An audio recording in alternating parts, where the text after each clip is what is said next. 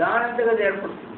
ఒక చిన్న ముక్క తీసుకుంటే ఆ జీవపదార్థం ముక్క, అందులోంచి అనేక ముక్కలు తయారు కావడమే కాదు, ఈ శరీర నిర్మాణం ఎలా ఉందో అలా తయారైంది. అప్పుడు అదనమాట విశేషం. అప్పుడు నా పేరు మార్చుకున్నాను నేను, యోగి ప్రోటోప్లాజం అని పెట్టుకుంటాను. ఎక్కడన్నా పేపర్లో వేస్తే ఈ కార్యక్రమ సంగతి వేసినప్పుడు ఎవరి కార్యక్రమం నిర్వహించేదంటే పూజ్య యోగి ప్రోటోప్లాజం స్వామి వారు. ఇదే ప్రోటోప్లాజం అంటాడు ఈయన, యోగి అంటాడు పైన. ఇదేమో సైన్స్, ఇదేమో మతానికి యోగానికి సంబంధించినది అంటున్నాడు. ఇది ఏమిటి దీని భావం ఏమి? తిరుమలేశ అని వస్తారు ఇప్పుడు నా దగ్గర. అదేనంటే ఆ ప్రశ్న మీరు వేయాలనే నేను ఆ పేరు పెట్టుకున్నాను. మీకు తెలియదు ప్రోటోప్లాజం సంగతి, ఇప్పుడు నేను చెప్తాను వినండి. ఇది దాని కథ. మనంతా నా పేరే కాదు, నీ పేరు కూడా ప్రోటోప్లాజమే. నేను యోగి ప్రోటోప్లాజం, నువ్వు మగ ప్రోటోప్లాజం, వాడు ఆడ ప్రోటోప్లాజం, లేదు బ్రదర్ ప్రోటోప్లాజం, సిస్టర్ ప్రోటోప్లాజం అని ఏదైనా పేరు ఏమండి? తేడాందుకు లేదు, వైవిధ్యం ఉంది కదా. ఏకం అనేకం భావయ నిత్యం, ఒకటి అనేకంగా మారుతూ ఉన్నదనే సత్యం మీరు మర్చిపోవద్దు. సత్యం సత్యం సచ్చిదానంద పరబ్రహ్మమే. కానీ ఇన్ని వేషాలు వేస్తుంది. నత్తకుని వంగి పెట్టుకు రూపముల్లో తానొక్కడాడు అన్నది విధిజులొంగిర్తింపలే రంపని వర్తన మొదలు అని చెప్తున్నాడు భాగవతం.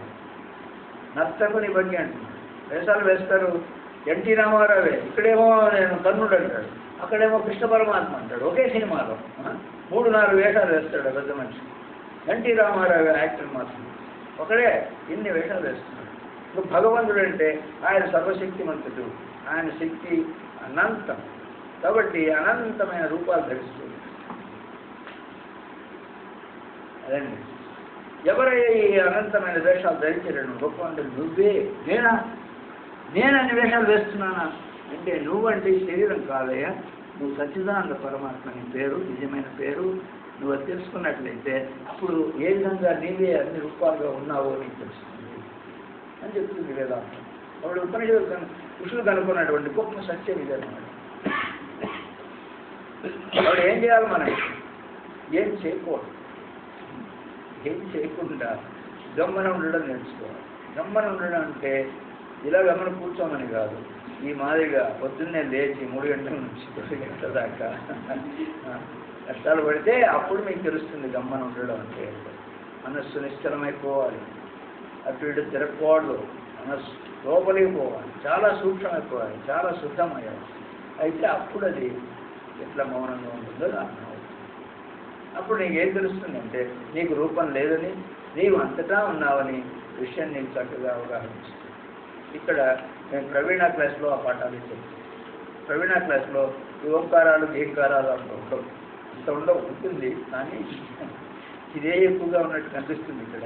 కానీ అక్కడికి వచ్చేటప్పటికి ఇంకా చాలా సూక్ష్మమైన విషయాలు వచ్చేస్తాయి. ఇప్పుడే మనం 2 రోజుల్లో చూస్తాం.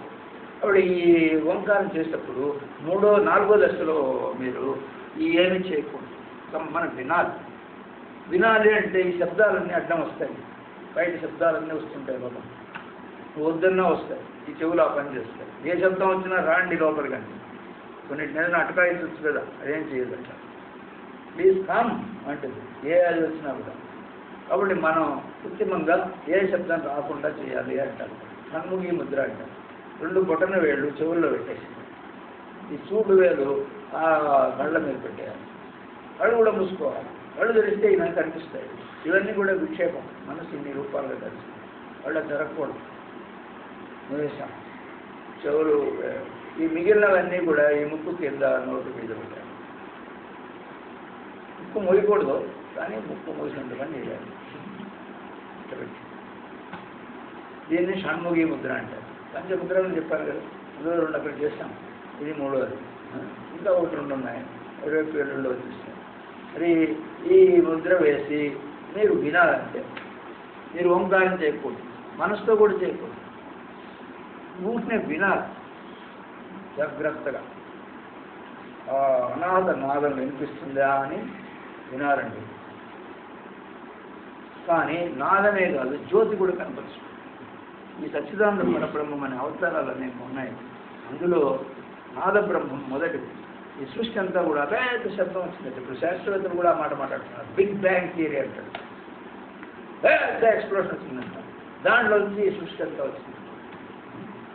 వీళ్ళు ఏం చెప్పామంటే ఓంకారం మొదటి శబ్దం శబ్ద బ్రహ్మం అది. ఆ తర్వాత తేజో బ్రహ్మం, ఆ తర్వాత వ్యోమాతీతో అంటే నాద బిందు కళాతీతో వ్యోమాతీతో అని వర్ణిస్తారు భగవంతుడు. నాద బిందు కళాతీతో, బిందు అంటే తేజస్సు, కళలు అంటే చిక్కలు రంగులు వేరే వేరే కనిపిస్తాయి. ఇప్పుడు దీంట్లో ఈ కాంతిలో 7 రంగులు ఉన్నాయని శాస్త్రవేత్తలు నిరూపించారు కదా. 7 రంగులు ప్రిజం పెడితే కనిపిస్తుంది, మనం చూస్తాం రేపు 2 ఉన్నారు. కాబట్టి ఈ రంగులు అవన్నీ నీకు అవన్నీ సహాయం లేకుండానే నీకు లోపల కనిపిస్తాయటండి. కాబట్టి కళ్ళు మూసుకొని చెవులు కూడా మూసేసి లోపల శబ్దములు వినడం, ఈ కాంతులు జ్యోతులు రంగులు ఏమైనా కనిపిస్తే చూద్దాం ఇంత లోపల. కానీ నువ్వు మాత్రం ఏం చేయకూడదు, ఒక బ్రహ్మణ సాక్షి చైతన్యంగా ఉంటాను, విట్నెస్ సాక్షిగా ఉంటుంది. ఆఖరిది ఆకాశం, అది కూడా భగవంతుడి యొక్క శూన్యం, గగనం శూన్యం. కాబట్టి శూన్యం కూడా ఆయన యొక్క అవతారం అంటున్నారు. లోకంబులు లోకేశులు లోకస్తులు తెగిన తుది నలోకంబగు పెంజీకటి కవ్వాలని ఎవ్వండే పాకుతుంది అట్టివా నేను అందరూ పోవాలంట. లోకంబులు లోకేశులు పరిపాలించే లోకేశులు బ్రహ్మ విష్ణు మహేశ్వరుడు ఇదంతా ఖతమైపోవాలి. లోకస్తులు లోపల ఉండే మనలం కూడా ఖతమైపోవాలి. లోకంబులు లోకస్తులు లోకేశులు అందరూ కదా. మరి పెంచి కట్టాడు శూన్యం, దానికి అవతలు ఉన్నట్ట ఆ పెద్ద మనిషి. దీనికంతా కారణమైనటువంటి ఆయనను నేను ప్రార్థిస్తున్నాను అంటున్నాడండి గజేంద్రుడు భాగవతంలో. కాబట్టి అదంతా మనం ఇక్కడే చూడాలి అనుభవపూర్వంగా. అప్పుడు నీకు తెలుస్తుంది నీకు రూపం లేదని, నీవు అన్ని రూపాల్లో ఉన్నావనే విషయం నీకు అనుభవపూర్వంగా తెలుస్తుంది. నీ యొక్క నిజస్వరూపం తెలుస్తుంది. అప్పుడు ఓపికగా మీద మంచిది. 8:30 అయింది, అక్కడికి పోదామా. ఎక్కడికి? కృష్ణ భగవాన్ దగ్గరికి పోయి అక్కడ ఈ సినిమా చూద్దాం.